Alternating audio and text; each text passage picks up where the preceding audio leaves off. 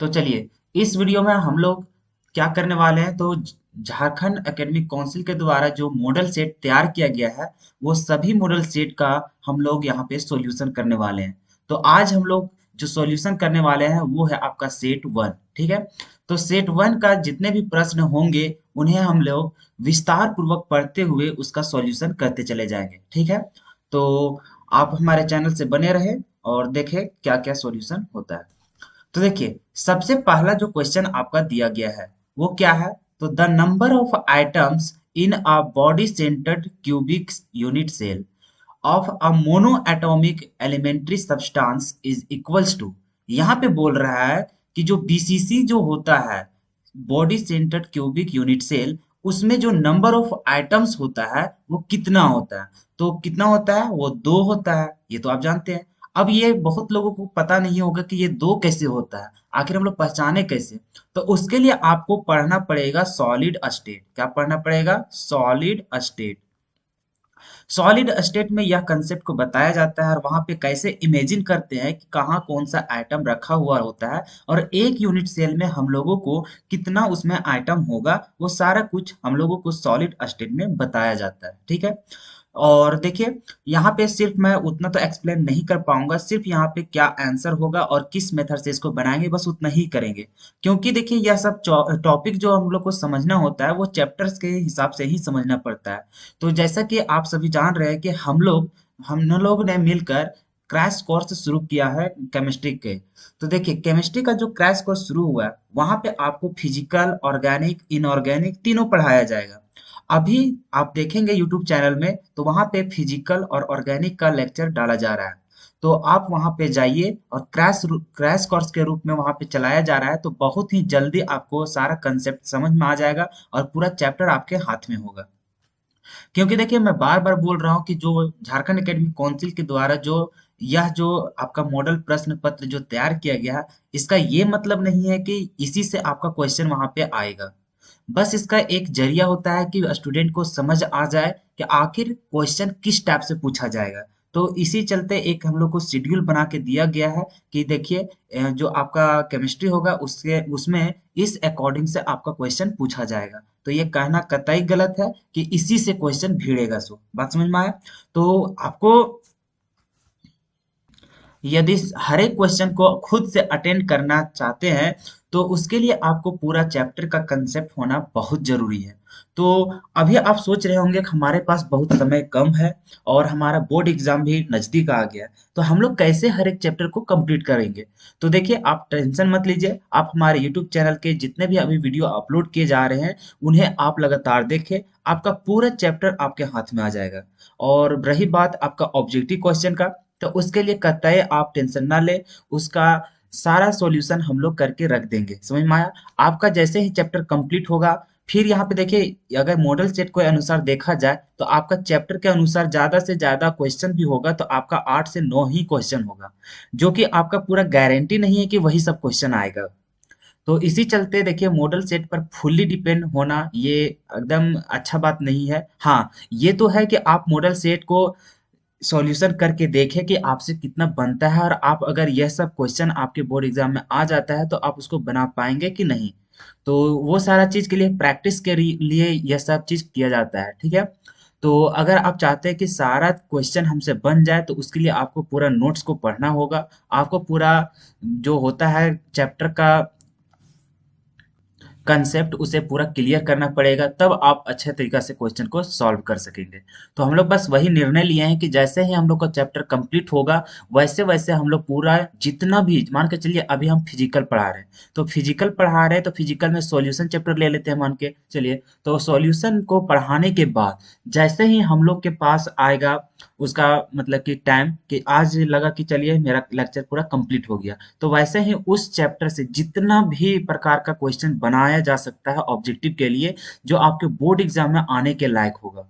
तो उस सारा कैटेगरी में हम लोग बांट करके उसे पूरा एक क्वेश्चन पेपर तैयार करेंगे, जिसमें से आपको बहुत सारा क्वेश्चन होगा, और अगर आप उन सभी क्वेश्चंस को कर लेते हैं तो आपका बोर्ड एग्जाम में कहीं भी प्रॉब्लम नहीं होगा। और आप देखेंगे कि आपका जो बोर्ड एग्जाम में क्वेश्चन आएगा वो सिर्फ और सिर्फ मेरे जो वहाँ पे मॉडल पेपर जो हम अपने खुद से तैयार करेंगे वहां से एकदम पूरा मिल जाएगा। हाँ, इतना कह सकते हैं कि पूरा पूरी तो नहीं मिलेगा, लेकिन हाँ उस टाइप का पूरा वहाँ पे मिल ही जाएगा। तो आप टेंशन मत लीजिए, आप यहाँ पे अभी मैं मॉडल सेट तो यहाँ पे सॉल्यूशन कर ही दे रहा हूँ, तो यहाँ से आप कुछ हद तक समझने की कोशिश कीजिए।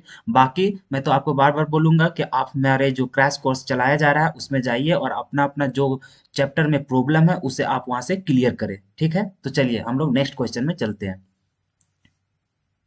तो जैसा कि हम लोग यहाँ बात कर रहे थे बीसीसी के बारे में कि body centre cubic unit cell में कि हम लोगों का जो यहाँ पे आइटम्स आया वो दो क्यों आया और कैसे आया। तो ये देखिए, थोड़ा सा हम यहाँ पे कुछ बताने की कोशिश करते हैं ताकि आप समझ सके। तो जैसे कि आप देख रहे थे कि एक क्यूब के बारे में, जैसा जहाँ आप पढ़े होंगे केमिस्ट्री वहाँ पे बताया गया होगा कि जैसे एक क्यूब है, क्योंकि यहाँ पे देखिए क्यूबिक यूनिट सेल का ही बात किया जाता है। तो क्यूब में देखिए, तो क्यूब में जो यहाँ पे जो आइटम रहता है, यहाँ पे बॉडी सेंट्रली जो क्यूबिक यूनिट सेल है उसमें आपका आइटम कहाँ कहाँ होता है। तो वहां पे बताया गया होगा जो उसका आइटम होता है वो आपका कॉर्नर में होता है, सभी कॉर्नर में। तो आप जानते हैं कि ये एक जो होता है क्या चीज, एक जो यूनिट क्यूबिक यूनिट सेल होता है उसके कितने कॉर्नर होते हैं, तो 8 होते हैं। कितना होते हैं, 8।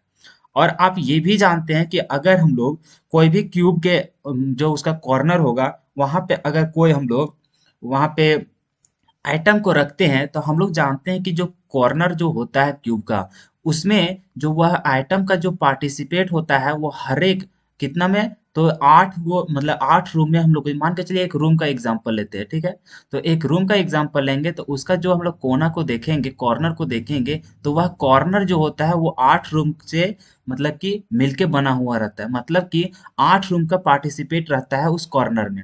तो हम लोग जानते हैं कि अगर हम लोग कितना जानते हैं, तो ऐसा भी कि एक आइटम जो होता है वो कितने कितना रूम में हम लोग बट रहा है, तो 8 में। तो यहाँ हम लोग जानते हैं कि 8 मतलब कि 1/8 है से कितना का होगा, तो एक रूम का होगा। तो उसी हिसाब से हम लोग देख रहे हैं कि 8 कोना है, मतलब कि एक रूम में जो हम लोग को एक कॉर्नर होगा उसमें जो एक आइटम होगा उसका पार्टिसिपेट कितना रहेगा, तो 1/8 होगा। और उसी हिसाब से आपका कितना कॉर्नर है, तो 8 है। तो 8 से हम लोग मल्टीप्लाई कर देंगे और फिर ऐड करेंगे कितना से, और फिर यहाँ पे देखेंगे कि जैसे हम लोग body centre cubic unit cell का बात होता है तो उसके सेंटर में एगो आइटम रखा जाता है, जो कि यह जो आइटम होता है वो पूरा पूरी किसके हिस्सेदारी में होता है, तो जिस यूनिट सेल का बात करते हैं उसी के अंदर में ये रहता है। तो कहीं भी इसका पार्टिसिपेट नहीं हो पाता है, इसी चलते ये कितना रह जाता है, तो एक का एक रह ही जाता है इसमें।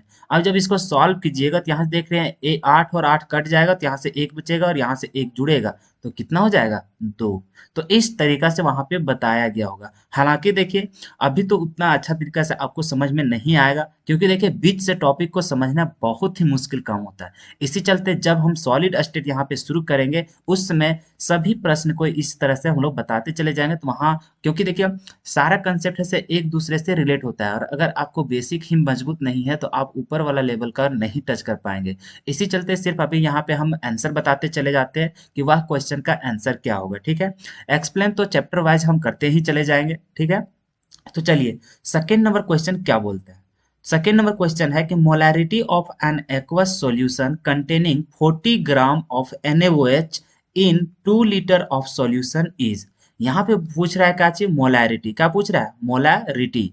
मोलैरिटी बोल रहा है कि जिसमें हम लोग को जो एक्वस सॉल्यूशन बन रहा है उसमें कितना NaOH मिलाया गया है, तो 40 ग्राम मिलाया गया है। कितना में, तो 2 लीटर सॉल्यूशन में। कितना में, 2 लीटर सॉल्यूशन में। तो देखिए अभी हम सॉल्यूशन चैप्टर पढ़ा रहे हैं तो वहां पे अभी मोलैरिटी कंप्लीट कर दिया गया है, तो वहां से आप जाके मोलैरिटी का कंसेप्ट देखेंगे तो आपका यह सब न्यूमेरिकल पूरा अच्छा तरीके से कंप्लीट हो जाएगा। देखिए आपका जो मॉडल पेपर है यहाँ पे फिजिकल से अधिकांश क्या दिया जा रहा है, तो न्यूमेरिकल के हिसाब से ही दिया जा रहा है। तो न्यूमेरिकल आपसे बनेगा कैसे, जब तक कि आपका पूरा कंसेप्ट क्लियर नहीं रहेगा तब तक आप न्यूमेरिकल को टच ही नहीं कर पाएंगे। इसी चलते कोशिश कीजिए आप इसका कंसेप्ट को पूरा क्लियर कर ले, तब आप इसको सॉल्व करने की कोशिश करें।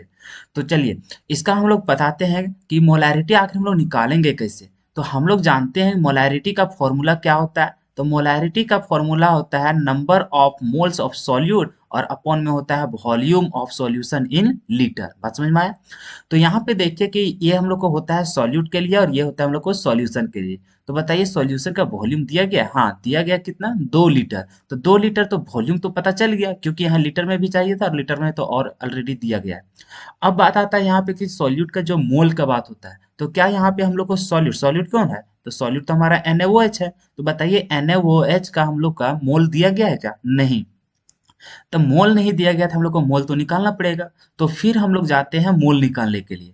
तो हम लोग जानते हैं कि मोल जब निकालते हैं तो उसका फॉर्मूला होता है वेट अपॉन में मोलिक्यूलर वेट, यही होता है वेट अपॉन में मोलिक्यूलर वेट। तो बताइए जो NaOH का वेट कितना दिया गया है, तो यहाँ देख रहे हैं हम लोग 40 ग्राम दिया गया है। तो यहाँ पे हम लोग लिखेंगे कितना 40 ऊपर में और नीचे molecular weight. Molecular weight NaOH का कितना होता है, तो आप तो जानते हैं, नहीं भी जानते हैं देखिए कैसे निकाला जाता है इसको। ये NaOH इसका हम लोग क्या निकालेंगे मोलिकुलर वेट। कैसे करते हैं, तो यहाँ सोडियम कितना है एगो, तो यहाँ एक लिखेंगे गुना सोडियम का एटॉमिक मास कितना होता है 23, तो यहाँ 23 लिखेंगे प्लस ऑक्सीजन है, ऑक्सीजन कितना है एक, तो एक से गुना कर देंगे और इसका एटॉमिक मास कितना होता है 16, तो यहाँ 16 लिख देंगे फिर प्लस हाइड्रोजन कितना है एक और इसका एटॉमिक मास भी कितना होता है एक। आप सभी को जोड़िए तो 23 से का 23 हो जाएगा और प्लस में यहाँ से 16 हो जाएगा और यहाँ से +1। अब जब दो तीनों को जब जोड़िएगा तो आपका हो जाएगा कितना 40 हो जाएगा। तो इसका मतलब जो मोलिकुलर वेट जो निकला, क्या चीज मोलिकुलर वेट जो निकला NaOH का वो कितना निकल गया 40 निकल गया। तो 40 आप क्या कीजिएगा यहाँ पे बिठा दीजिएगा। तो 40 जैसे बिठाया और इसको सॉल्व करें तो पता चला कितना निकल गया 1 मोल निकल गया। कितना निकल गया 1 मोल। तो बताइए नंबर ऑफ मोल्स तो निकल गया NaOH का कितना एक, तो एक यहाँ पे बिठा देंगे। अब बताइए क्या मोलैरिटी अब नहीं निकलेगा, तो मोलैरिटी का निकालेंगे तो मोल मोल कितना निकालिए हम लोग 1 मोल। तो यहाँ लिखेंगे 1 में वॉल्यूम वॉल्यूम कितना दिया है 2 लीटर, तो यहाँ लिखेंगे 2। बात समझ में आया। और इसका यूनिट तो लिखते चले जाएंगे कि 1 यहाँ मोल है तो मोल लिखेंगे और नीचे लीटर है तो लीटर लिखेंगे, ठीक है। और जब इसको सॉल्व करेंगे तो यहाँ से हो जाएगा हम लोग को 0.5 क्या हो जाएगा तो मोल और पर लीटर। समझ में आया। तो इस तरह से आपका आंसर। अब देखिए यहाँ से 0.5 कहीं दिख रहा है का, हाँ तो दिख रहा है कहाँ ऑप्शन नंबर ए में। तो ये हो जाएगा आपका आंसर। तो इस तरह से आपका क्या निकालना है मोलैरिटी। अब हम लोग नेक्स्ट क्वेश्चन में जब बात करते हैं तो यहाँ पे देख रहे हैं हम लोग ऑर्गेनिक केमिस्ट्री से आ गया। और फिर हम आपको फिर से बता दे रहे हैं कि हम लोग ऑर्गेनिक केमिस्ट्री का 2 से 3 लेक्चर हम लोग को कंप्लीट हो चुका है। तो अब जाके वहाँ पे देख सकते हैं, वहाँ पे बहुत ही अच्छा तरीका से आपको बताया जा रहा है। आपका एक भी आपका जो नेमिंग रिएक्शन हो या फिर रिएक्शन से नेमिंग रिएक्शन पूछा जाए या फिर किसी तरह से फिजिकल केमिस्ट्री मतलब फिजिकल प्रॉपर्टीज आ जाए या फिर केमिकल प्रॉपर्टीज से आ जाए, किसी तरह से क्वेश्चन आ जाएगा आपसे बनना शुरू हो जाएगा। तो आप जाइए वहां से जो क्रैश कोर्स शुरू किया जा रहा है वहां से आप देखें और समझे। तो देखिए यह रिएक्शन क्या बोल रहा है। तो यहाँ देख रहे हैं 2 मोल है हम लोग को ब्रोमो मीथेन है जो कि रिएक्शन कर रहा है किसके साथ, तो 2 मोल सोडियम के साथ। और फिर किसके प्रेजेंस में, तो ड्राई ईथर के प्रेजेंस में। तो हम लोग को प्रोडक्ट क्या क्या बना रहा है, तो यहाँ देख रहे हैं हम लोग इथेन बना रहा है और साथ में 2 मोल NaBr। तो हम लोग को पूछ रहा है कि ये जो रिएक्शन है वो रिएक्शन क्या है, मतलब कि किस नेमिंग रिएक्शन का यह रिएक्शन दिया गया। बात समझ में आया। तो ये सारा चीज आप कैसे पहचान पाएंगे कि वह फ्राइडल क्राफ्ट रिएक्शन का यह एग्जांपल है कि उर्ज रिएक्शन का है कि फिटिक रिएक्शन का है कि उर्ज फिटिक रिएक्शन का है। तो देखिए ये सारा चीज समझने के लिए आपको पूरा चैप्टर का नॉलेज होना बहुत जरूरी है। आप यहाँ से ऐसा नहीं कि आप ऑप्शन देख कर क्वेश्चन देख कर रट के चले जाएंगे तो आपका पूरा वहाँ पे एग्जाम में बन जाएगा। सो ऐसा बात नहीं है, आपको पूरा नॉलेज होना बहुत जरूरी होता है। रटने से केमिस्ट्री नहीं होता है, आप बार बार भूल जाइएगा उसको। बात समझ में आया। तो आप जाके वहाँ पे पूरा डीपली नॉलेज ले लीजिए। उतना लंबा तो है भी नहीं लेक्चर, बहुत जल्द आपका चैप्टर कंप्लीट हो जाएगा। तो एक एक एक घंटा तो आप अपना टाइम तो निकाल ही सकते हैं एक्स्ट्रा, क्योंकि भैया आपको मार्क्स भी तो लाना है। तो आप जाके वहाँ पे देख सकते हैं। फिर बात करते हैं कि ये जो रिएक्शन होता है वो ये रिएक्शन हम लोग को होता है उर्ज रिएक्शन। किसका होता है, उर्ज रिएक्शन। उर्ज रिएक्शन में हम लोग क्या होता था, कोई भी हम लोग को हेलो अल्केन ले लेते थे और उसको अगर हम लोग सोडियम के साथ रिएक्शन करवाते थे in the presence of dry ether, तो वो हम लोग को क्या करता है कि जो हम लोग क्लोरो जितना हम लोग कार्बन लेके उसको रिएक्शन करवा रहे होते हैं, तो उसका क्या होता है, जस्ट डबल हम लोग को कार्बन हो जाता है। तो यहाँ देख रहे हैं हम लोग को एक कार्बन था, यहाँ पे देख रहे हैं हम लोग को कितना कार्बन हो गया, दो कार्बन। तो ये जो आपका होता है रिएक्शन, वो किस में होता है, उर्ज रिएक्शन में। बात समझ में आया? चलिए फिर हम लोग चलते हैं नेक्स्ट क्वेश्चन में। नेक्स्ट क्वेश्चन क्या है, क्वेश्चन नंबर 4। ये क्या बोल रहा है, तो when aqueous solution of NaCl, क्या बोल रहा है, when aqueous solution of NaCl is electrolyzed by product obtained at cathode is। यहाँ पे क्वेश्चन आपका क्या बोल रहा है, तो क्या बोल रहा था चौथा नंबर क्वेश्चन में, तो जब हम लोग एक्वस सॉल्यूशन NaCl का इलेक्ट्रोलाइज करते हैं, इलेक्ट्रोलाइज्ड करते हैं हम लोग, तो कैथोड में जो प्रोडक्ट हम लोग को मिलेगा वो कौन सा मिलेगा, तो उसका आंसर जो होगा हम लोग का हाइड्रोजन होगा। अब ये कैसे होगा भैया, अभी बताना संभव नहीं है। क्यों? क्योंकि यह बहुत ही कंसेप्चुअल चीज होता है, तो इसको पढ़ने के लिए आपको इलेक्ट्रोकेमिस्ट्री पढ़ना बहुत ही जरूरी है। तो अगर अभी बता देते हैं तो आपको हो सकता है ऊपर ऊपर उड़ जाए। तो जिस समय मैं इलेक्ट्रोकेमिस्ट्री शुरुआत करूंगा, उस समय ये सारी बातें हम पूरा डीपली पढ़ेंगे कि आखिर कैसे हम लोग कैथोड में कौन चल जाता है, एनोड में कौन चल जाता है। बात समझ में आया? तो अभी सिर्फ ऑप्शन का आंसर समझ लीजिए, ठीक है। बाकी बात तो हम लोग चैप्टर जब हम लोग क्रैश कोर्स में शुरू कर रहे हैं, तो वहां जब इलेक्ट्रोकेमिस्ट्री पढ़ेंगे, वहां तो आपको पूरा डीपली बता दिया जाएगा। फिर है question number 5, which of the following is ore of iron. तो क्वेश्चन में बोल रहा था कि जो आयरन का जो ओर होता है वो कौन सा होता है, हेमेटाइट की ये सारा चीज की बॉक्साइट होता है कि डोलोमाइट होता है। तो इसका जो हम लोग को आंसर होता है, करेक्ट आंसर वो होता है हेमेटाइट। अब ये सारा चीज हम लोग को पढ़ना है कहाँ पे, तो ये हम लोग को मेटलर्जी वाला जब हम लोग चैप्टर पढ़ेंगे, तो वहां पे हम लोग डीपली इसको पढ़ेंगे कि आयरन का ओर क्या होता है, कॉपर ये सब का क्या होता है, वहां पे हम लोग डीपली पढ़ेंगे, ठीक है। चलिए फिर हम लोग 6 नंबर क्वेश्चन क्या बोल रहा है, तो the most stable hydride of group 15 elements is. बोल रहा है ग्रुप 15 एलिमेंट्स का जो स्टेबल हाइड्राइड होता है वो कौन होता है। तो अगर यदि आप पढ़े होंगे ग्रुप 15 में, तो वहां पे बताया गया होगा कि जो आपका अमोनिया होता है ये आपका सबसे स्टेबल होता है। क्यों? क्योंकि यह आपका क्या बनाता है, हाइड्रोजन बॉन्डिंग बनाता है। समझ में आया? तो ये सारा चीज आप पी ब्लॉक में पढ़ेंगे, वहां भी मैं बताऊंगा। चलिए नेक्स्ट क्वेश्चन क्या बोल रहा है, तो which of the following is not a transition element. यहाँ पे बोला जा रहा है कि ये जो 4 ऑप्शन है, इनमें से आपको बताना है कि ट्रांजिशन एलिमेंट कौन नहीं है। तो आप तो जानते हैं कि ट्रांजिशन एलिमेंट कौन नहीं है, तो जिंक है, क्योंकि ये सारा चीज तो आप याद किए होंगे। क्यों? क्योंकि इसमें जो हम लोग को डी ऑर्बिटल में जब देखते हैं, तो उसमें कोई भी हम लोग को मतलब कि अनपेयर्ड इलेक्ट्रॉन वहां पे हम लोग को दिखता ही नहीं है। समझ में आया? तो ये हम लोग को हो जाता है क्या चीज, जिंक। चलिए नेक्स्ट क्वेश्चन क्या होगा, तो नेक्स्ट क्वेश्चन फिर से ऑर्गेनिक से आ गया। ये बोल रहा है कि यहाँ पे ब्रोमो इथेन है, उसको हम लोग रिएक्ट करवा रहे हैं KOH से, वो भी कैसा, अल्कोहलिक में। तो हम लोग को बताना है कि जो प्रोडक्ट बनेगा ए, वो हम लोग को क्या है। तो हेयर ए इज, तो यहाँ बता रहा है कि जो यहाँ पे हम लोग को प्रोडक्ट बन रहा है वो ए, तो ए आखिर कौन सा प्रोडक्ट हम लोग का होगा। तो हम लोग जानते हैं कि जब भी हम लोग KOH यहाँ से हम लोग को रिएक्ट करता है Br में, वहां पे जब हेलो अल्केन में जब हम लोग करता है, तो आपको याद होना चाहिए कि जैसे ही हम लोग KOH ये सब यूज करते हैं अल्कोहलिक में, अगर हम लोग कोई भी हेलो अल्केन में, तो वो क्या करता है, डायरेक्टली हम लोग को डबल बॉन्ड बना देता है। तो यहाँ पे आंसर आपका क्या होगा, ऑप्शन ए अल्कीन। समझ में आया? चलिए आगे जो हम लोग पढ़ेंगे वो है हम लोग का क्वेश्चन नंबर 9, वो है an atom at the corner of a unit cell contributes to the unit cell. देखिए अभी वहां जैसे हम लोग second number question, first number question में हम लोग सॉल्व किए थे, उसी टाइप से यहाँ बताया गया है।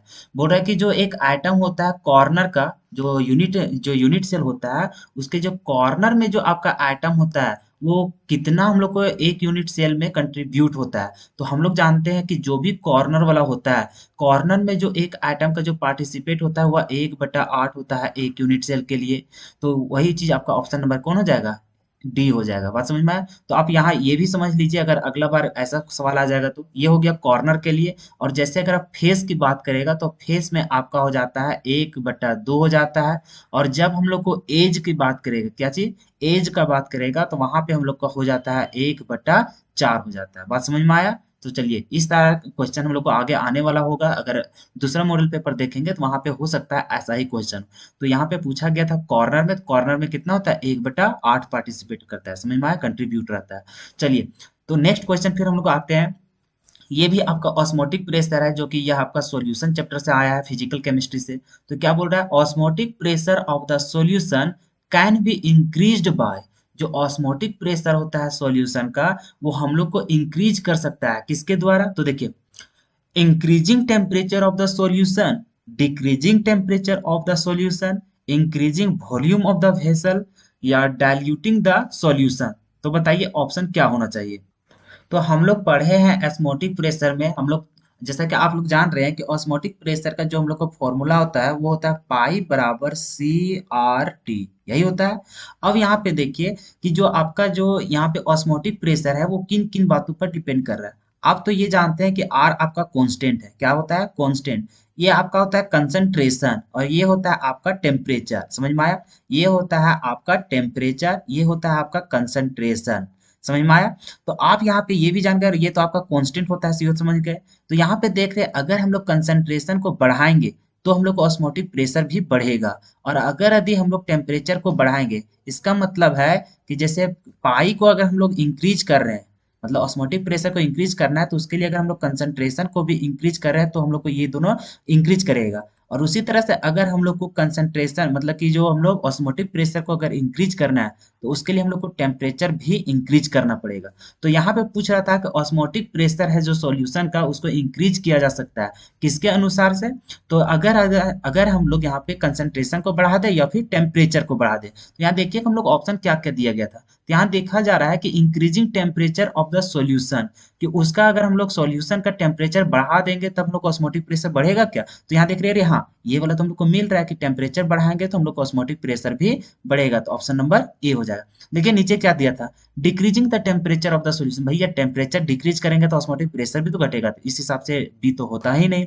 सी में जाते हैं तो वहां देख रहे थे increasing volume of the vessel, तो भैया इससे भी हम लोग को अगर वॉल्यूम हम लोग को बढ़ा देंगे, क्या चीज वॉल्यूम अगर हम लोग बढ़ाते हैं तो मोलैरिटी जो होता है, कंसंट्रेशन जो हम लोग निकालेंगे वो हम लोग को तो और कम हो जाएगा, क्योंकि हम लोग जानते हैं जो हम लोग कंसंट्रेशन निकालते हैं वो इन्वर्सली प्रोपोर्शनल होता है वॉल्यूम का। तो ये तो ऐसे नहीं होता।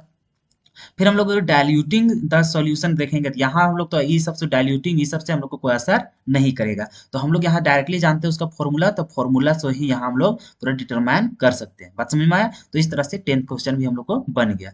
अब आते हैं नेक्स्ट क्वेश्चन। नेक्स्ट क्वेश्चन क्या है, तो ये हम लोग को the molar conductivity of an electrolyte increases as, यहाँ पे बोल रहा है कि जो मोलर कंडक्टिविटी होगा इलेक्ट्रोलाइट का वो इंक्रीज मतलब इंक्रीज होती है कैसे। तो यहाँ पे जैसे कि हम लोग को ऑप्शन दिया है, तो आप लोग पढ़े होंगे कि मोलर कंडक्टिविटी में अगर हम लोग इलेक्ट्रोलाइट इंक्रीज करना है तो उसके लिए हम लोग क्या करेंगे, जो मतलब कोई भी इलेक्ट्रोलाइट में अगर मोलर कंडक्टिविटी को हम लोग इंक्रीज करेंगे तो वो हम लोग होता है डाइल्यूशन करने पर। वो तो आपको पता ही था, जैसे आप कंसेप्ट पढ़ रहे होंगे उसमें बताया गया होगा कि हम लोग डाइल्यूशन जब करते हैं तो हम लोग को बढ़ता है मोलर कंडक्टिविटी, समझ में आया।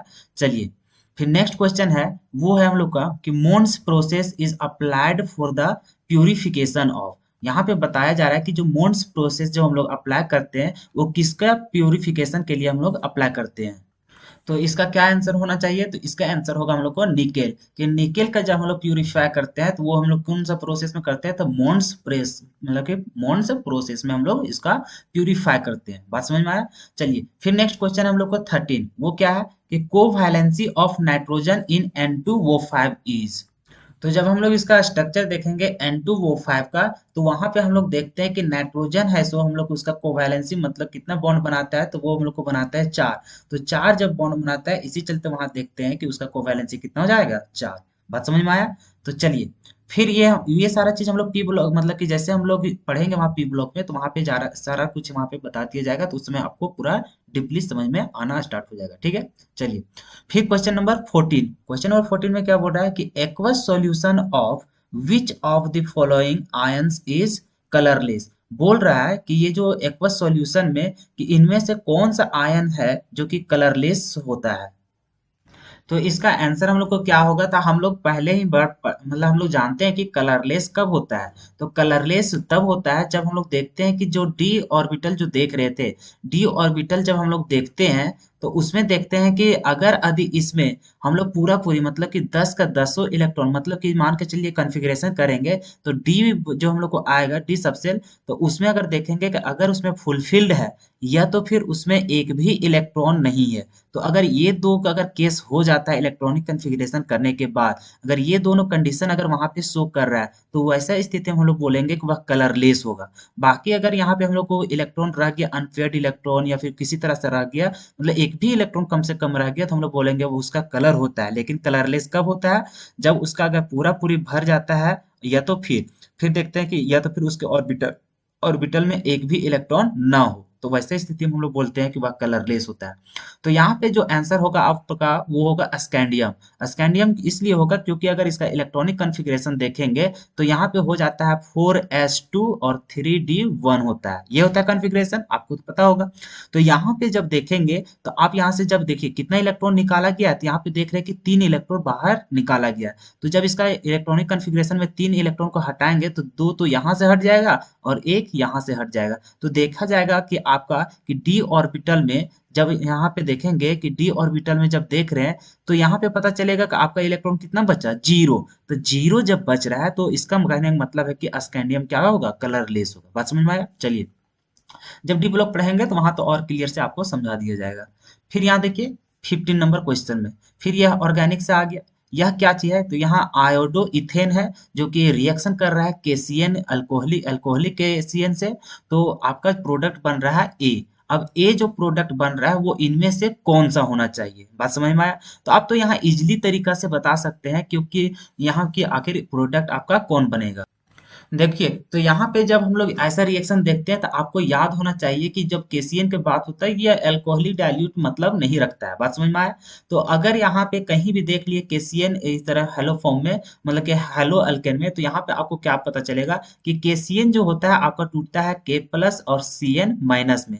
तो सीएन माइनस जाकर अटैक करेगा, आयोडीन निकल जाएगा। तो कौन जुड़ रहा है यहाँ पे? सीएन। तो जहां पे सीएन जुड़ा होगा वही आपका आंसर हो जाएगा। यहाँ देखिए ये क्या चाहिए? एनसी। यहाँ पे देखिए सीएन लेकिन एक कार्बन कम है। यहाँ पे देख रहे हैं एनसी, तो ये तीनों तो होगा ही नहीं। यहाँ पे देख रहे हैं कि यहाँ क्या जुड़ा हुआ है? सीएन। तो आपका करेक्ट ऑप्शन कौन हो जाएगा? बी हो जाएगा। बात समझ में आया? देखिए अभी जो कहीं क्वेश्चन दिया जाएगा तो यहाँ केसीएन के जगह में अगर आपको दे दिया जाए क्या चीज, तो एजीसीएन दे देगा। क्या चीज दे देगा? एजीसीएन। तो अगर यदि इस तरह का दे देगा आपका यहाँ पे रिएजेंट, तो आपका क्या बन जाएगा? तो यहाँ पे जैसे केसीएन में सीएन ना जुड़ रहा था लेकिन एजीसीएन में आपका क्या हो जाएगा?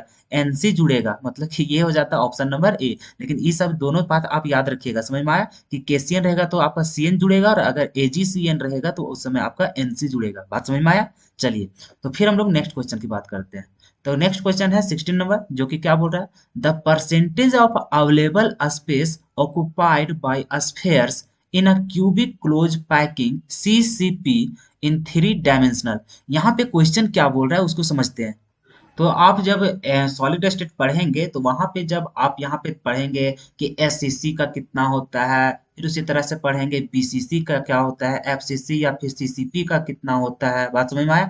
तो उसमें आपको पैकिंग इफिशियंसी के बारे में वहां पे बताया जाएगा कि कितना वो घेर के रखता है, कितना परसेंट उसमें क्लोज रहता है। बात समझ में आया? तो उस स्थिति में आपको याद होना चाहिए जैसे कि एससीसी क्या होता है, एससीसी का कितना परसेंट होता है तो आपको याद होना चाहिए क्योंकि वहां पे टीचर बताए हुए रहते हैं। उसका होता है 52.4%, जो कि आपका ऑप्शन नंबर बी है।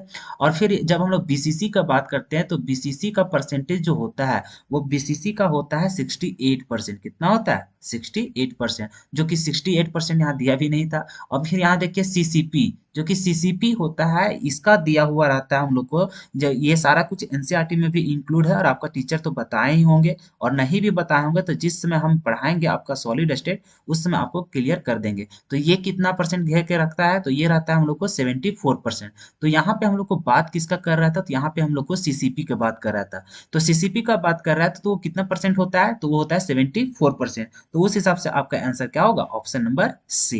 बात समझ में आया? चलिए, फिर हम लोग देखते हैं यहाँ क्वेश्चन नंबर 17 क्या बोल रहा है। तो the relative lowering of vapour pressure, क्या बोल रहा है? The relative lowering of vapour pressure in case of solution, in case of a solution of non volatile solute is equals to the mole fraction of solute, the statement is based on। देखिए, अभी आप जैसे solution अगर पढ़ रहे हैं, क्या चीज, अगर आप अभी सॉल्यूशन चैप्टर पढ़ रहे हैं तो सॉल्यूशन चैप्टर में एक टॉपिक होता है कॉलिगेटिव प्रॉपर्टी। क्या होता है? Colligative property. तो कॉलिगेटिव प्रॉपर्टी में आपका चार टर्म आता है।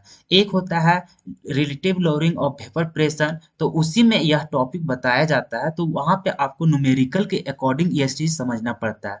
तो अगर आप थ्योरी के हिसाब से इसको समझना चाहे या किसी तरह से, तो ये बहुत ही कंसेप्चुअल चीज होता है। तो इसको आप जब सॉल्यूशन चैप्टर पढ़ेंगे तो उसमें पूरा क्लियर हो जाएगा। और यदि आप जान रहे हैं तो आपको तो बहुत अच्छा है। तो यह स्टेटमेंट बोल क्या रहा था उसे हम लोग समझते हैं।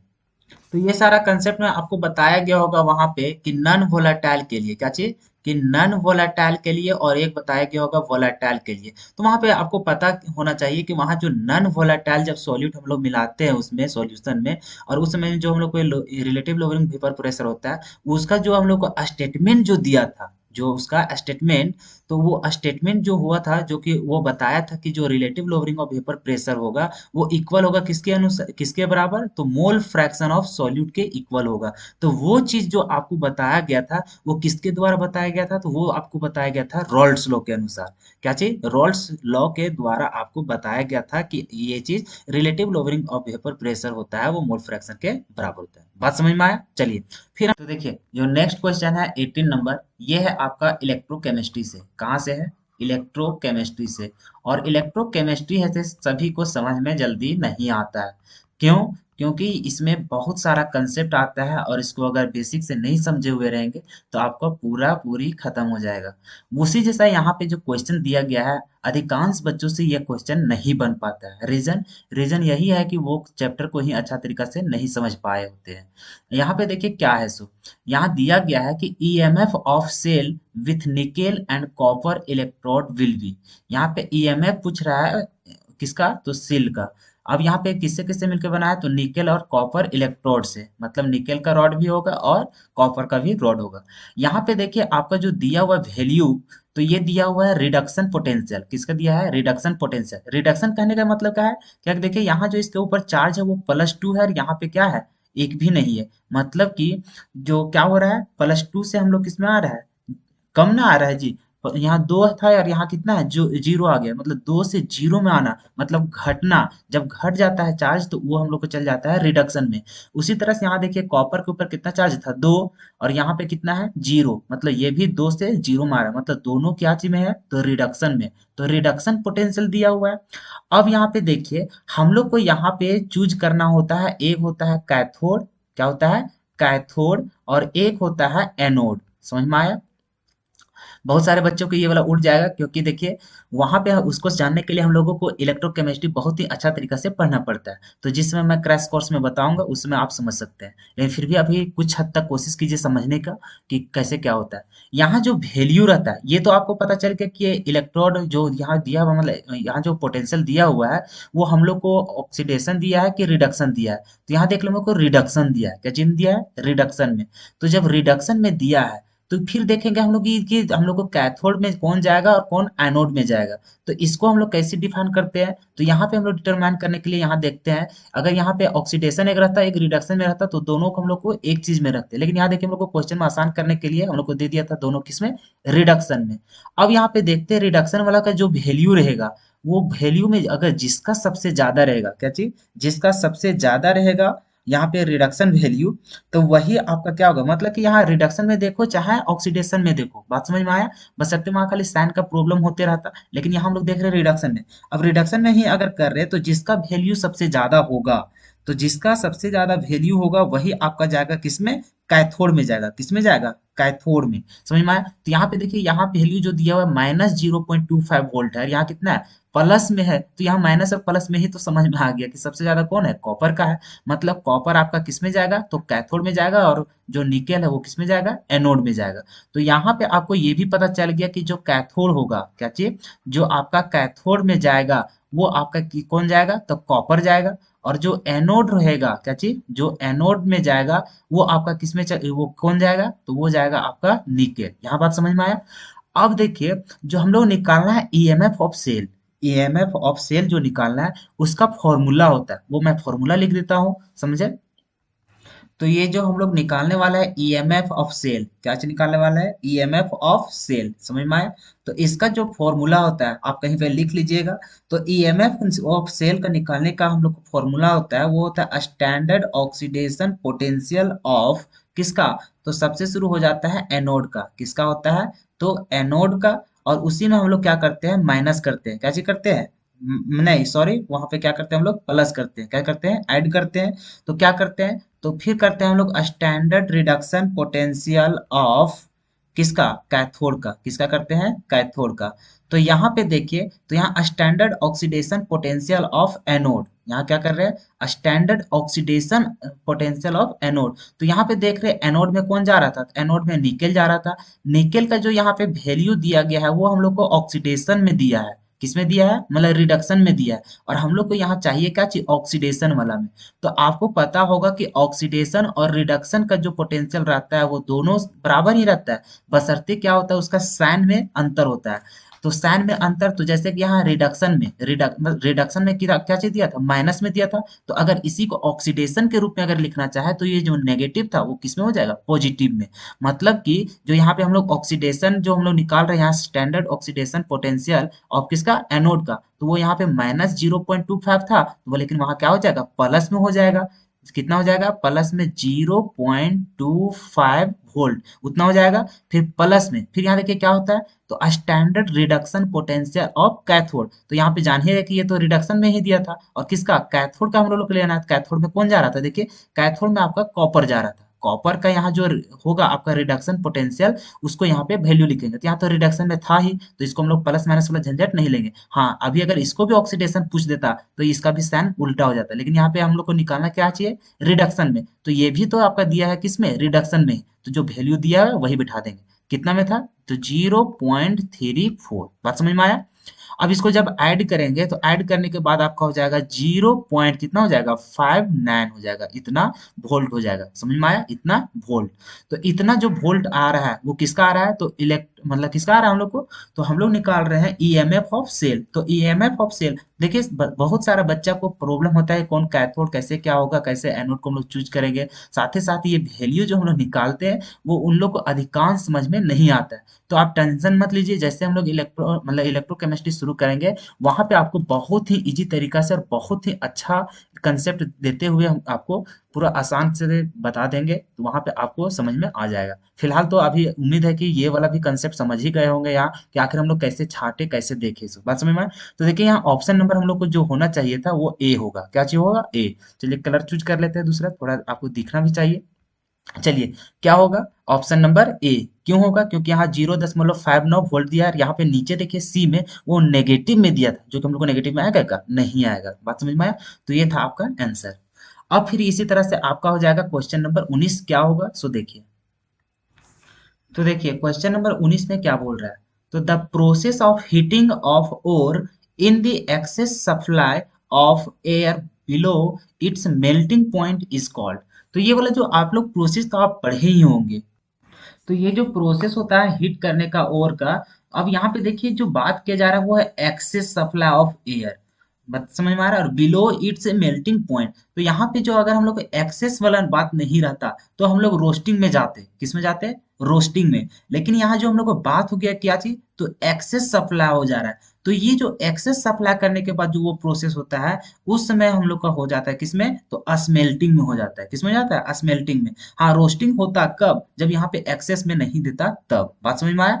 तो ये सारा चीज हम लोग फिर मेटलर्जी पढ़ेंगे वहां तो पूरा डीपली पढ़ेंगे ही। बात समझ में आया? चलिए फिर यहाँ पे 20 क्या है? तो प्रोसेस फॉर द कॉमर्शियल क्या चीज है? Process the commercial production of nitric acid is.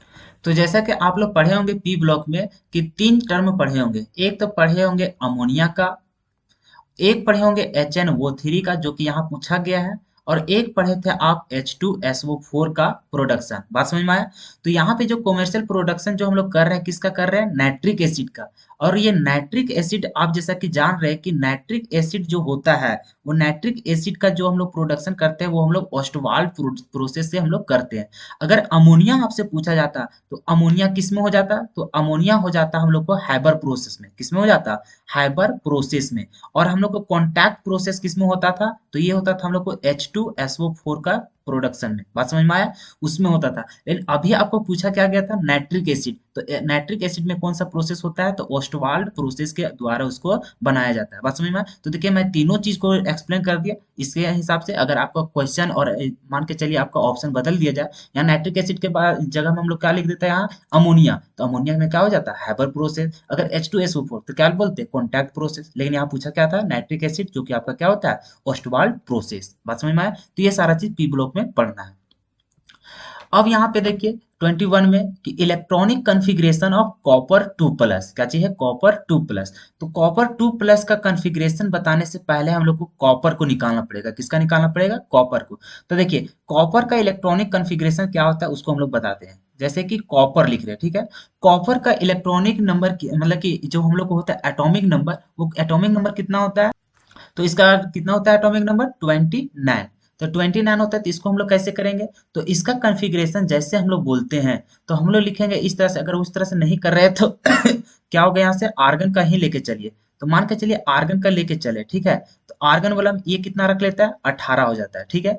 जैसे 18 होता है तो यहाँ से फिर हम लोग शुरू कर देते हैं। क्या शुरू करते हैं, तो यहाँ से हम लोग का हो जाता है 4s2, फिर होता है 3d, इतना से। तो सबसे पहले भरिए, 18 दो कितना हो गया, 20। क्या हो गया, 20। लेकिन भैया ऐसे मत कीजिएगा, ये क्या है, आपका कॉपर है। क्या है, कॉपर। तो कॉपर में क्या होता है कि कॉपर में आपका यह एक्सेप्शनल होता है। क्या होता है, एक्सेप्शनल। और एक्सेप्शनल जैसे होता है तो आप यहाँ पे क्या करते हैं, तो एक्सेप्शनल होता है तो 4s में क्या होता है, 2 के जगह में 1 भराया जाता है। क्या चीज भरता है, 1। तो यहाँ से 1 भर दिए तो 18 रहे कितना होगा, 19। 19 और फिर कितना घटा है, तो 10 हो गया, तो 10 यहाँ पे चल जाएगा। बात समझ में आया? तो ये होता है आपका कॉपर का इलेक्ट्रॉनिक कॉन्फ़िगरेशन। ये क्या होता है, एक्सेप्शनल होता है, ठीक है। ऐसा नहीं कि 4s2 कर दीजिएगा से। बात समझ में आया? तो इस तरह से आपका कॉपर का इलेक्ट्रॉनिक कॉन्फ़िगरेशन हो गया। लेकिन अभी बताइए कॉपर का बोल रहा था क्या, नहीं। यहाँ तो हम लोग को पूछा गया है कॉपर 2+ का, मतलब 2 इलेक्ट्रॉन निकालने के बाद। तो जैसे हम लोग निकालेंगे यहाँ कॉपर 2+ का, किसका, कॉपर 2+ का। तो हम लोग जान रहे हैं कि 2+ तो हम लोग को निकालना पड़ेगा यहाँ से आउटरमोस्ट वैलेंस से। तो यहाँ से देखिए कि s के सबसेल्फ में कितना है, तो एक इलेक्ट्रॉन। एक निकालेंगे तो फिर भी तो एक हम लोग को जरूरी पड़ेगा। तो एक इलेक्ट्रॉन कहाँ से निकालेंगे, डी से। कहाँ से निकालेंगे, डी से। तो डी से जैसे निकालेंगे तो इसका हो जाएगा हम लोग को क्या चीज, कि यहाँ आर्गन तो रहेगा ही यहाँ से 18। फिर यहाँ जो हम लोग को 4s था, क्या चीज, 4s, वहां हम लोग को क्या हो जाएगा, 0। और जैसे हम लोग 3d10 था वहां से भी एक इलेक्ट्रॉन निकालेंगे तो वहां क्या हो जाएगा, 9। तो इस तरह का कॉन्फ़िगरेशन आपका कहाँ सा कौन सा ऑप्शन में दिया गया है उसे हम लोग चूज करते हैं। देखते हैं ए में, यहाँ तो D8 दिया है, ये तो होगा ही नहीं, ठीक है। जब बी में जाते हैं तो यहाँ देख रहे हैं 3d9 और 4s2, हाँ तो बिल्कुल ये सही है। इसमें तो ये होता ही नहीं, अभी एक मिल गया तो उसको देखने की क्या जरूरत है। तो ये बात समझ में आया कि जिसका भी यहाँ पे प्लस वाला बोलेगा, अगर यहाँ पे हम लोग को मान के चलिए यहाँ रहता था स्कैंडियम के, क्या चल रहा था, स्कैंडियम के। तो स्कैंडियम का निकालना होता तो उसका पूरा कॉन्फ़िगरेशन करते। और अगर यदि उसमें +1 या +2 इस टाइप से अगर दिया रहता तो हम लोग क्या करते, उसको तुरंत से एक इलेक्ट्रॉन फिर हम लोग हटाते चले जाते। तो इस तरह से कॉन्फ़िगरेशन आप कर लीजिएगा। समझ गए, चलिए। अब देखिए जो नेक्स्ट क्वेश्चन है 22। 22 क्या बोल रहा है, तो density of a crystal is given by the formula. अब देखिए आप यहाँ सॉलिड स्टेट, फिर ये किसका आ गया सवाल, तो ये आपका फिर हो गया सॉलिड स्टेट का। देखिए फिजिकल केमिस्ट्री का आपका न्यूमेरिकल का सारा कुछ आ रहा है। इसी चलते मैं बार बार बोल रहा हूँ कि आप क्रैश कोर्स को जरूर ज्वाइन कीजिए और हर एक लेक्चर को देखते चले जाइए। क्योंकि देखिए बिना चैप्टर कंप्लीट किए अगर आप चाहेंगे मॉडल सेट चाहे कोई भी एग्जाम लिखना तो एकदम आपसे नहीं होगा। बात समझ में आया? इसी चलते अभी भी टाइम आपका बचा हुआ है 1 मंथ, तो 1 मंथ में आप चाहे तो केमिस्ट्री को बेस्ट बना सकते हैं। तो इसी चलते तो हम लोग लेकर आए हैं क्रैश कोर्स। समझ में आया? तो हम लोग जल्द ही खत्म करेंगे, तो वहां से आप देख सकते हैं, पूरा डीपली आपको बताया जाएगा और एक भी क्वेश्चन आपसे नहीं छूटेगा। तो यहाँ पे देखिए वहां जब सॉलिड स्टेट पढ़ेंगे तो वहां पे आपका डेंसिटी निकालने के लिए बताया गया था, क्रिस्टल का डेंसिटी कैसे निकलेगा। तो उसके लिए आपको एक फॉर्मूला दिया गया था, फॉर्मूला आपको याद रखना पड़ेगा। तो हम लोग को वहां बताया गया था कि डेंसिटी जैसे हम लोग निकालने जाएंगे तो डेंसिटी का फॉर्मूला होता था एम इंटू जेड, और अपॉन में क्या हम लोग जानते थे, तो यहाँ हम लोग जानते थे आवोगाद्रो नंबर से गुना करते थे और यहाँ हो जाता था ए क्यू। तो देखिए ऐसा ऑप्शन कहीं पे दिख रहा है क्या, तो ऐसा ऑप्शन कहीं दिख रहा है, तो देखिए यहाँ से एम और ए क्यू, तो ए तो ऊपर हो ही नहीं सकता, ये तो गलत है। बी में जाएंगे तो यहाँ देख रहे हैं एन ए एम, तो ऊपर तो एम और जेड होना चाहिए, देखिए एम और जेड किसमें है, इसमें नहीं है, ऑप्शन नंबर सी में है, किसमें है, ऑप्शन नंबर सी। तो ये हो जाएगा आंसर। ये देखिए ये क्वेश्चन जो था वो आपका पूरा डायरेक्टली कहाँ से आ गया, फॉर्मूला से ही आ गया। तो आपको सॉलिड बताया, तो सॉलिड स्टेट ही नहीं और न ही सॉल्यूशन, आपका क्या है यहाँ पे, जैसे अगर आप फिजिकल पढ़ने गए, क्या चीज, फिजिकल केमिस्ट्री जब भी पढ़ेंगे तो वहां पे आपका सारा कुछ याद रखना पड़ेगा, यहाँ तक कि फॉर्मूला तक। इसी चलते हम लोग क्रैश कोर्स में क्या कर रहे हैं, पूरा कंसेप्ट के साथ देते देते, और हम लोग जान रहे थे कि वहीं से क्वेश्चन आएगा, इसी वजह से हम लोग क्या कर रहे हैं कि हम लोग न्यूमेरिकल सहित बताते चले जा रहे हैं, फॉर्मूला आप कैसे जानेंगे, कैसे आप क्वेश्चन को सॉल्व करेंगे, ये सारा कुछ बता रहे हैं, ताकि आप, हम जान रहे थे कि अगर ऑब्जेक्टिव है तो इसी टाइप का क्वेश्चन बनेगा, उसके अलावा बन ही क्या सकता है, थोड़ी ना डिफिनेशन देगा, समझ में आया। तो इसी चलते आप क्रैश कोर्स को जल्दी ज्वाइन कीजिए वहां पे। चलिए, तो ये आपका फॉर्मूला से बेसिस था, तो ये तो आपको याद होना चाहिए, ठीक है। अब देखिए क्वेश्चन नंबर 23 क्या बोल रहा है, तो an ionic compound has a unit cell consisting of a ion at the corner of the cube and B ion at the center of the faces of the cube. The empirical formula of the compound is, देखिए फिर से आपका पटक दिया क्या चीज, ये आपका हो गया फॉर्मूला से, क्या चीज आ गया, फॉर्मूला। अगर आपको याद नहीं है सॉलिड स्टेट का, ये आपका सॉलिड स्टेट का क्वेश्चन है, और सॉलिड स्टेट का क्वेश्चन होने के बाद और ये आपका न्यूमेरिकल का सवाल हो गया। इसी चलते आप अगर थ्योरी पढ़ रहे हैं तो उससे काम बनने वाला नहीं है, आपको न्यूमेरिकल समझना बहुत जरूरी है। तो बताइएगा आप ये क्वेश्चन कैसे बनेगा, तो चलिए हम लोग सॉल्व करते हैं इसको, कैसे बना जाएगा सो। तो देखिए जिस समय आप सॉलिड स्टेट पढ़ रहे थे उस समय आपको बताया गया होगा फॉर्मूला बनाने के लिए, तो वहां पे आपको बताया गया होगा कि यदि आपका जो क्या रहेगा, कॉर्नर में क्या रहेगा, आयन कॉर्नर में हो, और साथ ही साथ आपका कहाँ पे हो, तो फेस के सेंटर में हो, कहाँ हो, फेस के सेंटर में। तो उस तरह के जिस समय हम लोग को वैसा अगर फॉर्मूला निकाले बोले, कब कब, जब उसका सेंटर में हो, कहाँ पे, फेस सेंटर में हो, समझ में आया, कि फेस के सेंटर में हो, और आपका कहाँ पे हो, तो आपका कॉर्नर में हो। तो अगर फेस के सेंटर और कॉर्नर में होगा तो उसका इंपेरिकल फॉर्मूला हो जाता है हम लोग को क्या चाहिए, AB3। ये चीज आपको याद रखना पड़ेगा, और कैसे आया उसके लिए आपको तो पूरा कंसेप्ट पढ़ना पड़ेगा, ठीक है। तो चलिए आपका फिर नेक्स्ट क्वेश्चन क्या है, तो देखिए फिर ये आपका किससे आ गया, सॉल्यूशन से। देखिए आपका फिजिकल से बहुत सारा क्वेश्चन बन रहा है, बात समझ में आया, इसी चलते फिजिकल और ऑर्गेनिक पूरा एकदम अच्छा तरीके से पढ़ लीजिए। देखिए 24 क्या बोल रहा है, ये भी आपका किससे है, तो सॉल्यूशन से है, ये भी बता देते हैं, तो बहुत लोग को पता भी नहीं रहेगा कि यह क्वेश्चन कौन सा चैप्टर से है, बता समझ में आया। चलिए 24 क्या बोल रहा है, colligative properties of the solution depends on, देखिए क्वेश्चन क्या बोल रहा है, यहाँ कॉलिगेटिव प्रॉपर्टी से क्वेश्चन आ गया कि कॉलिगेटिव प्रॉपर्टी है सॉल्यूशन का, तो वो किस पर डिपेंड करेगा, साइज ऑफ द पार्टिकल, या नेचर ऑफ द सॉल्वेंट, या नंबर ऑफ द पार्टिकल्स, या नेचर ऑफ द पार्टिकल।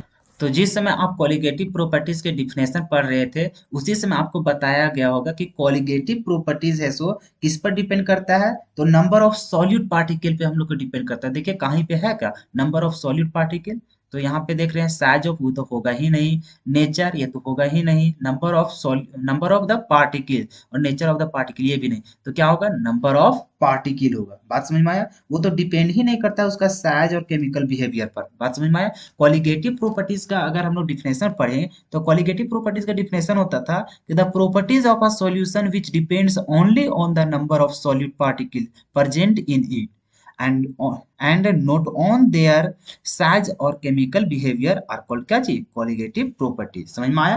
तो इसी चलते इसका जो ऑप्शन होगा वो ऑप्शन नंबर सी होगा, बात समझ में आया। चलिए फिर हम लोग चलते हैं क्वेश्चन नंबर 25 में। तो ये क्या बोल रहा है, ऑन एडिशन ऑफ ग्लूकोज, क्या बोल रहा है, on addition of glucose in water, तो बॉइलिंग पॉइंट विल, बोल रहा है जो वाटर में हम लोग ग्लूकोज अगर मिला देते हैं तो उसका बॉइलिंग पॉइंट में क्या असर होगा, या फिर वो इंक्रीज हो जाएगा कि डिक्रीज होगा, कि रिमेन्स अनचेंज्ड होगा, कि फर्स्ट इंक्रीज होगा और फिर बाद में डिक्रीज होगा। तो इसका ऑप्शन क्या होगा सो समझ। तो इसका सॉल्यूशन जब चैप्टर पढ़ रहे हैं उस समय आपको बताया जाएगा कि हम लोग जब नॉन वोलेटाइल सॉल्यूट जब हम लोग मिलाते हैं तो उसका बॉइलिंग पॉइंट क्या होता है, इंक्रीज हो जाता है। तो ये क्या हो जाएगा, इंक्रीज, ऑप्शन नंबर ए। तो इसी हिसाब से हम लोग चलते हैं 26 नंबर में। तो 26 नंबर क्या बोल रहा है, तो for the half cell reaction, क्या बोल रहा है, for the half cell reaction, जो कि Ag प्लस है एक्वस में और इलेक्ट्रॉन है, ठीक है, जो इलेक्ट्रॉन उसमें ले रहा है, तो वो दोनों मिलके आपको क्या बन रहा है, Ag सॉलिड, समझ में आया। तो ये आपका किसका हो गया, रिडक्शन का एग्जांपल हो गया, किसका हो गया, ये रिडक्शन का एग्जांपल हो गया। आगे चलिए, आगे फिर electrode potential at 298 kelvin will be given कि Ag प्लस का जो कंसंट्रेशन है वो दिया गया है 0.1 मोलर, और इलेक्ट्रॉन मतलब कि ये जो हम लोग दिया है पोटेंशियल, वो हम लोग को कितना दिया हुआ है, 0.85 वोल्ट। तो हम लोग को निकालना है क्या चीज, तो हम लोग को निकालना है इलेक्ट्रोड पोटेंशियल एट इतना विल बी गिवन, इतना है ना। तो हम लोग को हाफ सेल रिएक्शन क्या निकालना है हम लोग को, तो हम लोग को निकालना है यहाँ पे हाफ सेल का इलेक्ट्रोड पोटेंशियल। तो हम लोग कैसे निकालेंगे उसको सबसे पहले समझते हैं। तो यहाँ पे हम लोग को जो दिया गया था वो उसका मोलैरिटी मतलब कंसंट्रेशन भी दिया है Ag प्लस का, और यहाँ पे हम लोग को उसका भी दिया है इलेक्ट्रोड पोटेंशियल, समझ में आया। तो हम लोग यहाँ पे हाफ सेल का जब निकालेंगे तो इसका फॉर्मूला होता है, क्या होता है, स्टैंडर्ड हाफ सेल वाला जब हम लोग निकालेंगे इसका, तो हम लोग को क्या होता है यहाँ से, तो ये हम लोग का होता है, क्या चीज होता है, अच्छा सिर्फ यहाँ पे हम लोग को ये तो होगा नहीं, स्टैंडर्ड तो होगा नहीं, यहाँ पे होगा, क्या होगा, स्टैंडर्ड जब हम लोग निकालेंगे सेल वाला और उसमें अगर माइनस कर देते हैं क्या चीज, तो यहाँ पे माइनस हम लोग जब करेंगे कि 0.0591 और बटा में कितना होना चाहिए, तो ये होना चाहिए आपका वैलेंसी, समझ में आया, एन। और फिर यहाँ पे देखेंगे तो इसका फिर हम लोग को फॉर्मूला होता है कि लॉग, और यहाँ पे क्या होता है, तो ये आपका होता है क्या चीज, तो ये होता है आपका प्रोडक्ट का कंसंट्रेशन। तो प्रोडक्ट का कंसंट्रेशन कहने का मतलब है यहाँ हो जाएगा आपका Ag, बात समझ में आया, और बटा में क्या हो जाएगा रिएक्टेंट का, तो यहाँ हो जाएगा Ag प्लस, बात समझ में आया, इस तरह।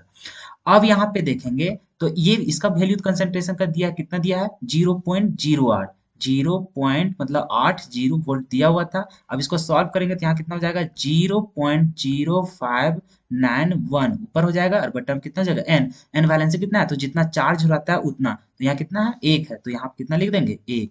फिर यहाँ पे जब देखें, यहाँ हो गया लॉग, और यहाँ देख रहे हैं कंसंट्रेशन ऑफ Ag, क्या है, कंसंट्रेशन ऑफ Ag।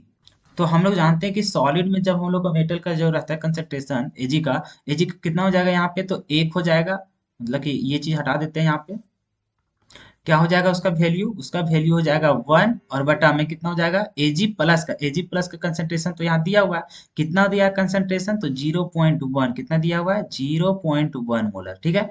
अब जब इसको सॉल्व करेंगे तो सॉल्व करने के बाद देखेंगे यहाँ की 0.80 हो जाएगा माइनस, ये हो जाएगा 0.0591 हो गया, और इसको जब सॉल्व करेंगे तो कितना हो जाएगा, तो ऊपर 10 हो जाएगा ऊपर। तो आप यहाँ पे देखिए कि इसको जब पॉइंट को हटाएंगे ना तो ऊपर आपका क्या आ जाएगा, 10 हो जाएगा। तो उसी तरह से अब यहाँ लिखेंगे कि यहाँ हो जाएगा लॉग, और जब पॉइंट को हटा रहे हैं ऊपर तो हो जाएगा लॉग 10। और हम लोग जानते हैं कि ये जो लॉग हम लोग ले रहे हैं वो उसका बेस कितना होता है, तो 10 ही लेते हैं हम लोग, समझ में आया। अब फिर यहाँ देखेंगे 0 में उतना घटाएंगे, सबसे पहले तो कर लेते कैलकुलेट। यहाँ हो जाएगा 0.80 माइनस, यहाँ से हो जाएगा 0.0591, और यहाँ जानते हैं कि log 10 का हम लोग अगर बेस 10 रहता है तो इसका वैल्यू हम लोग का हो जाता है कितना, 1 हो जाता है। मतलब कि यहाँ इतना हो गया। अब ये दोनों को घटाइए, तो घटाइएगा तो यहाँ हो जाएगा 0.80 में माइनस कीजिएगा कितना, 0.0591, तो आपका आंसर कितना हो जाएगा, तो इसको घटाएंगे तो घटाने के बाद हमारा आ जाएगा 0.741 वोल्ट, इतना आ जाएगा। तो ये इतना हम लोग का आंसर आ गया। अब देखिए इतना आंसर हम लोग को ऑप्शन नंबर में कितना है, तो देख रहे हैं ऑप्शन नंबर ए हम लोग को मिल गया। तो इस तरह से क्वेश्चन देखिए, ये थोड़ा सा डिफिकल्ट तो आपको लगेगा, क्योंकि अगर यदि आप अच्छा तरीका से इलेक्ट्रोकेमिस्ट्री को नहीं पढ़े हैं तो आपको ये सारा क्वेश्चन ऊपर ऊपर उड़ना स्टार्ट हो जाएगा।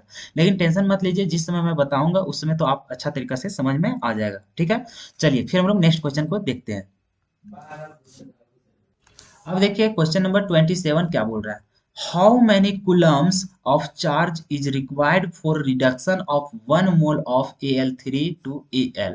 अब देखिए ये भी आपका कहाँ से आ गया, ये भी आपका इलेक्ट्रोकेमिस्ट्री से ही क्वेश्चन आ गया। देखिए आपका सिर्फ और सिर्फ देखा जाए तो आपका न्यूमेरिकल बेस्ड जो क्वेश्चन है वो आपका अधिकांश दिया जा रहा है। अब इसको फाइंड आउट कैसे करेंगे वो समझिए।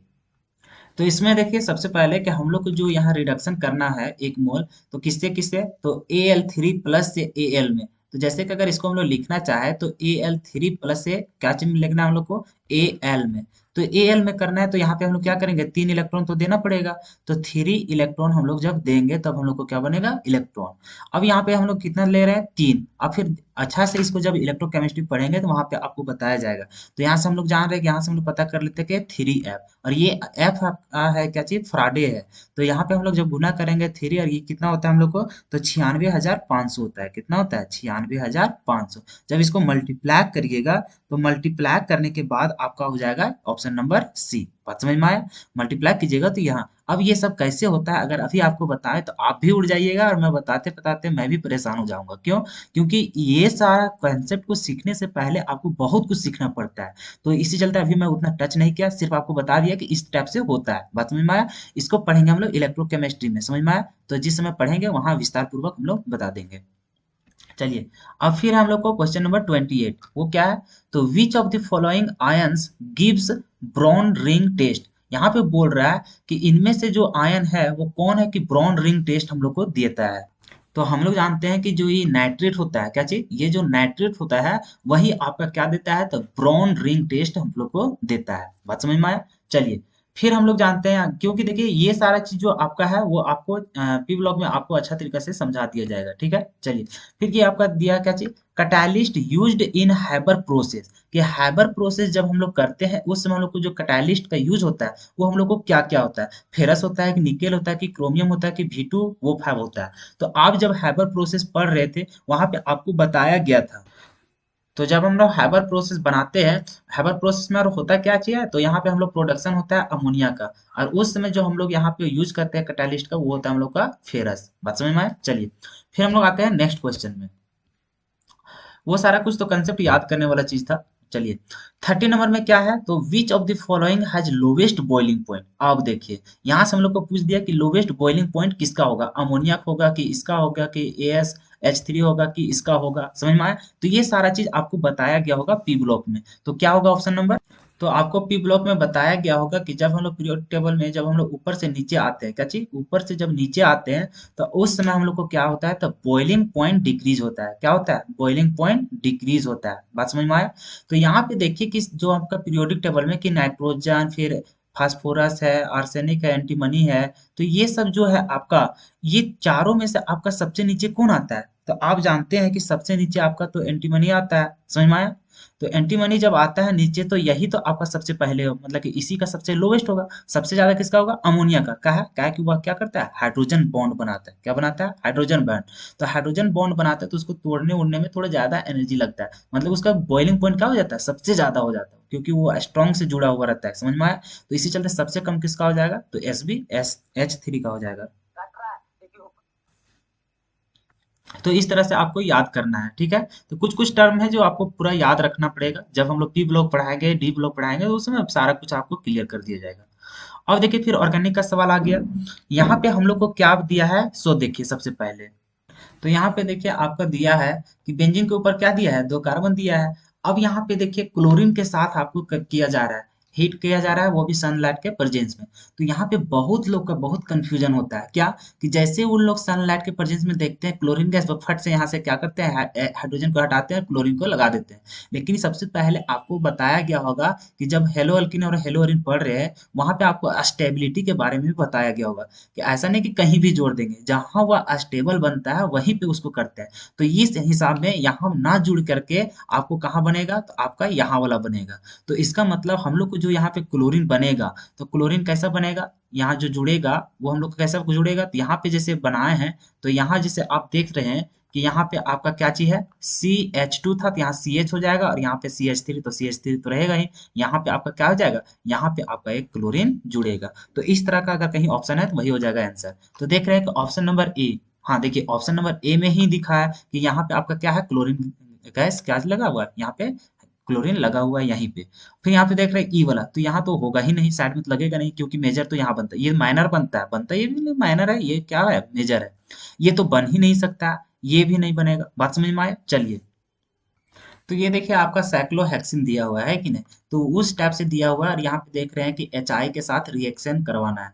तो हम लोग जान रहे हैं कि यहाँ जो रिएक्शन देखिए एच और यहाँ पे जैसे कर रहे हैं अल्किन है, तो यहाँ पे हम लोग जान रहे हैं कि इस तरह का से जैसे हम लोग हैलोजन ग्रुप को लगाते हैं तो यहाँ पे हम लोग को क्या काम करेगा, मार्कोनिक रूल पालन होगा। यहाँ पे किसका करेंगे, मार्कोनिक रूल का पालन करेंगे। मार्कोनिक रूल का पालन करेंगे तो मार्कोनिक रूल बोलता क्या था कि जहां हम लोग को ज्यादा हाइड्रोजन रहेगा, क्या बोल रहा था, जहां हम लोग को ज्यादा हाइड्रोजन रहेगा वहीं पे हाइड्रोजन लगाएंगे और जहां सबसे कम हाइड्रोजन रहेगा वहां हम लोग को हैलोजन ग्रुप लगाएंगे। तो यहाँ पे देखिए कि यहाँ पे कितना बॉन्ड बना रहा है, एक दो तीन चार, चार यहाँ बना रहा है, तो यहाँ हाइड्रोजन है क्या, नहीं। यहाँ पे देख रहे थे यहाँ हाइड्रोजन होगा, तो यहाँ हाइड्रोजन है और यहाँ नहीं है, तो कम कहाँ है, मतलब कि यहाँ है, तो मतलब यहाँ जो हैलोजन ग्रुप जुड़ेगा वो कहाँ पे बनेगा, लेस वाला में। तो लेस वाला में मतलब कि यहाँ पे हम लोग को क्या बनेगा, आयोडीन यहाँ पे जुड़ेगा हम लोग को, है कि नहीं। तो यहाँ पे जुड़ेगा तो वैसा देखिए कहीं पे ऑप्शन दिया गया है क्या, तो ऑप्शन तो ये तो होगा ही नहीं। यहाँ देख रहे हैं ये होगा ही नहीं, ये देख रहे हैं तो ये नहीं होगा यहाँ पे। हाँ तो देखिए ऑप्शन नंबर ए, क्यों, क्योंकि यहाँ जहाँ लेस अमाउंट में था वहीं पे तो आपका आयोडीन जुड़ा हुआ है। अब देखिए जो क्वेश्चन नंबर है 23, यहाँ पे देख रहे हैं कि यहाँ भी साइक्लोहेक्सिन ही दिया है और यहाँ पे देख रहे हैं कि ब्रोमीन गैस दिया है, लेकिन साथ में कोई रिएजेंट नहीं दिया है कि किसमें प्रेजेंट में कर है। तो हम लोग जानते हैं कि यहाँ हम लोग CCl4 अगर नहीं दिया है तो हम लोग जानते हैं क्या चीज समझ लेते हैं कि यहाँ CCl4 डाला हुआ है। और इस तरह से अगर हम लोग Br2 यूज करते हैं तो हम लोग जानते हैं जहाँ पे अल्किन बना हुआ रहता है दोनों साइड हम लोग को क्या करता है, तो ब्रोमीन ब्रोमीन जुड़ जाएगा। तो देखिए कहीं वैसा ऑप्शन है जहाँ पे हम लोग को इस टाइप से दिखा है कि यहाँ पे साइक्लोहेक्सेन बना था और यहाँ पे भी ब्रोमीन जुड़ गया और यहाँ पर भी क्या जुड़ जाएगा, ब्रोमीन, इस टाइप से कहीं ऑप्शन। हाँ तो देखिए ऑप्शन नंबर ए में ही है, ऑप्शन नंबर ए। ये तो होगा नहीं, ये भी तो होगा नहीं, ये तो और नहीं होगा, तो ऑप्शन नंबर क्या होगा, ए। चलिए बहुत ही आसान क्वेश्चन है, आपसे तो बन जाता होगा। चलिए फिर हम लोग जानते हैं क्वेश्चन नंबर 34 में ये क्या बोल रहा है, तो ब्यूटेन टू ओल इज अ, यहाँ पे क्या बोल रहा है, ब्यूटेन टू ओल is a 1 degree alcohol, 2 degree alcohol, 3 degree alcohol या डाइहाइड्रिक एल्कोहल। तो सबसे पहले क्या करेंगे, इसका स्ट्रक्चर बना लेते हैं। तो स्ट्रक्चर जब ब्यूटेन टू ओल का बनाएंगे तो यहाँ ब्यूटेन का कहने का मतलब है कि 4 गो कार्बन, क्या चीज है, 4 गो कार्बन, ठीक है। अब यहाँ टू ओल, टू ओल मतलब कि टू में हम लोग का क्या होगा, यहाँ पे OH जुड़ा हुआ रहेगा। अब हाइड्रोजन तो आप लगा ही लेंगे ना अपने से, यहाँ पे आपका क्या हो जाएगा, एक हाइड्रोजन, यहाँ पे हो जाएगा हाइड्रोजन, यहाँ पे हो जाएगा हाइड्रोजन और यहाँ पे 3 गो हाइड्रोजन, ठीक है। तो अब इसको देख रहे हैं तो ये आपको पता करना है कि यहाँ जो है आपका, ये आपका 2 डिग्री अल्कोहल है कि 3 डिग्री अल्कोहल है कि 1 डिग्री। तो यहाँ पे देख रहे हैं तो ये जो आपका कार्बन जुड़ा हुआ है ये आपका कितने कार्बन से जुड़ा हुआ है, एक यहाँ और एक यहाँ, तो ये आपका कितना डिग्री हो गया, 2 डिग्री, कितना है, 2 डिग्री। तो आपका क्या हो जाएगा आंसर, 2 डिग्री अल्कोहल। बात समझ में आया। चलिए अगर आप किनारे में जुड़ा हुआ रहता तो वो 1 डिग्री हो जाता, कितना हो जाता, 1 डिग्री। बात समझ में आया। चलिए अब देखिए सबसे लास्ट क्वेश्चन, लास्ट क्वेश्चन क्या है, तो यहाँ पे देख रहे हैं फिनॉल है, इसको क्या बोलते हैं हम लोग, फिनॉल। बात समझ में आया, इसको हम लोग फिनॉल बोलते हैं। तो फिनॉल है उसको हम लोग क्या चीज कर रहे हैं, तो आयोडो इथेन से हम लोग क्या कर रहे हैं, उसको रिएक्ट करवा रहे हैं। और क्या क्या प्रेजेंस में, तो यहाँ देख रहे हैं CH3 मतलब C2H5 OH होगा, फिर यहाँ अनहाइड्रस मतलब अच्छा ये हो सकता है मिस्ड प्रिंट हो गया होगा, नीचे लिखा हुआ है कि अनहाइड्रस किसमें कर रहे हैं, तो C2H5 OH के प्रेजेंस में। तो हम लोग को जो प्रोडक्ट बन रहा है वो प्रोडक्ट होगा क्या, समझ में आया। तो देखिए इस तरह का जब रिएक्शन होता है तो यहाँ पे जान रहे हैं कि यहाँ पे हम लोग ये पॉजिटिव में टूटेगा और ये नेगेटिव में, यहाँ पे देख रहे हैं ये नेगेटिव में और ये पॉजिटिव में रहेगा। तो आयोडीन H के साथ मिलके HI तो बाहर निकल जाएगा, लेकिन यहाँ पे जुड़ेगा कौन, तो C2H5 हम लोग को यहाँ पे जुड़ जाएगा। तो मतलब कि इसका जो हम लोग को रिएक्शन जो हम लोग बनेगा, रिएक्शन करने के बाद जो प्रोडक्ट वो हम लोग को इस प्रकार से बनेगा। मान के चलिए यहाँ पे आपका O था, नेगेटिव था और वहां से पॉजिटिव C2H5 निकला, तो यहाँ पे हो जाएगा क्या चीज, C2H5, ये हो जाएगा। बात समझ में आया। इस टाइप से तो दोनों मिल करके आपका क्या बन जाएगा, तो आपका इस तरह से बनेगा, आपका बन जाएगा क्या चीज O और यहाँ से बन जाएगा C2H5। देखिए इस तरह से कहीं ऑप्शन दिया हुआ है। और बेंजीन को अगर अच्छा तरीके से फॉर्मूला के रूप में लिखेंगे तो ये हो जाएगा आपका क्या चीज, C6H5 हो जाएगा और यहाँ से क्या हो जाएगा O और ये हो गया क्या चीज आपका C2H5। तो देखिए इस तरह से कहीं आपका आंसर दिया हुआ है क्या, तो इस तरह से आंसर दिया गया। देखिए अगर ए में जाएंगे तो यहाँ C2H5 दे रहा है, ये तो होगा ही नहीं। अब बी में गए तो C6H5 वो और C2H5, हाँ देखिए ऑप्शन नंबर बी मिल गया। ये तो होता नहीं क्योंकि 2 गो यहाँ पे क्या दिख रहा है, बेंजीन जुड़ा हुआ है और ये तो एकदम नहीं होगा, क्योंकि देखिए ये कैसे होगा, ये तो होगा ही नहीं, एकदम नहीं होगा। तो आपका ऑप्शन नंबर क्या होगा, ऑप्शन नंबर बी। तो देखिए अगर यदि आपको ऑर्गेनिक केमिस्ट्री में अगर प्रॉब्लम हो रहा है तो आप टेंशन मत लीजिए। ऑर्गेनिक केमिस्ट्री आपको बहुत ही आसान तरीकों से हमारे चैनल में बताया जा रहा है, ठीक है? तो आप वहां से अपना कवर कर सकते हैं। और अंत में बस यही बोलेंगे कि बहुत कम समय बचा है आपके पास, आप जितना से जितना ज्यादा हो सके खुद से प्रैक्टिस करें। और कहीं दिक्कत होता है तो हमारे चैनल में वीडियो तो क्रैश कोर्स के जैसा डाला जा रहा है, तो आप वहां से वीडियो देख करके सारा कंसेप्ट को समझ सकते हैं। ठीक है दोस्तों, फिर मिलते हैं हम लोग अगले वीडियो में, तब तक के लिए धन्यवाद।